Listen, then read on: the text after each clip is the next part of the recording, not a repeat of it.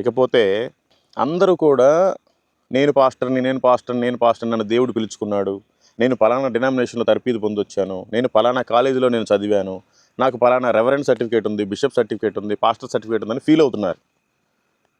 మీరంతా కూడా నిజంగానే మీరు చదివి ఉండొచ్చు, దేవుడు పిలిచి ఉండొచ్చు.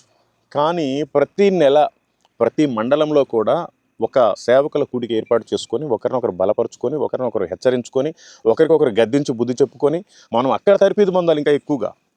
అప్పుడు ఇంకా విస్తారంగా సువార్తను ప్రకటించడానికి అవకాశం ఉంది.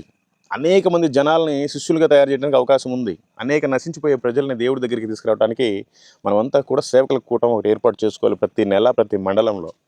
ఇకపోతే కొంతమంది మతోన్మాదులు కానీ, కొంతమంది గూండాగిరి చేస్తారు, కొంతమంది దాదాగిరి చేస్తున్నారు క్రైస్తవుల మీదకి వచ్చి. ఏ ఒక్క క్రైస్తవుడికి ఇబ్బంది జరిగినా ప్రతి క్రైస్తవుడు బయలుదేరి వాళ్ళది ఏ డినామినేషన్ అయినా ఏ సిద్ధాంతమైనా అక్కడ జరుగుతుంది క్రైస్తవుడి మీద, దేవుని బిడ్డ మీద. అక్కడ డినామినేషన్ సిద్ధాంతం వేరైనా వాళ్ళంతా దేవుని పిల్లలే. మనం సాటి సహోదరులుగా వెళ్ళి ఏమైంది అక్కడ కనుక్కోవాలి. అవసరమైతే పోలీస్ స్టేషన్కి అందరం వెళ్ళాలి. వాళ్ళు పోతే పోయారులే, పర్లేదులే, నేను బాగానే ఉన్నాను, నా సంఘం బాగానే ఉందంటే చాలా తప్పది, దేవుని ప్రేమను చూపించినట్టు కాదు. ఇలా ఐక్యత లేకనే మతోన్మాదులు మన మీద రెచ్చిపోతున్నారు. కాబట్టి ఏదైనా ఒక ఇష్యూ అయింది అంటే అందరూ బయటకు వచ్చి మాట్లాడాలి.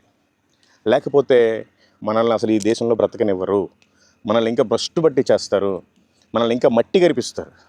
కాబట్టి ప్రతి క్రైస్తవుడు రెస్పాండ్ అవ్వాలి ఎవరికైనా ఏదైనా జరిగింది అంటే. అది ఏ డినామినేషన్ అన్నా కానీ, ఏ ప్రాంతం అన్నా కానీ, ఏ చర్చ్ అన్నా కానీ. ఓకే. ఇకపోతే ప్రతి మనిషికి సువార్త భారం అనేది ఉండాలి. ఏదో నా పాటికి నేను ఉద్యోగం చేసుకుంటున్నాను, తింటున్నాను, జాబ్ చేసుకుంటున్నాను, తింటున్నాను, వ్యాపారం చేస్తున్నాను, తింటున్నాను, నా భార్య, నా కుటుంబము, నా సంఘము, నా ఊరు బాగుందని కాదు. ప్రతి ఒక్కరికి ఒక బాధ్యత ఉండాలి. ఈరోజు నేను 3 పూటల భోజనం చేస్తున్నాను, కనీసం ఒక్కరికైనా సువార్తను ప్రకటించాలి.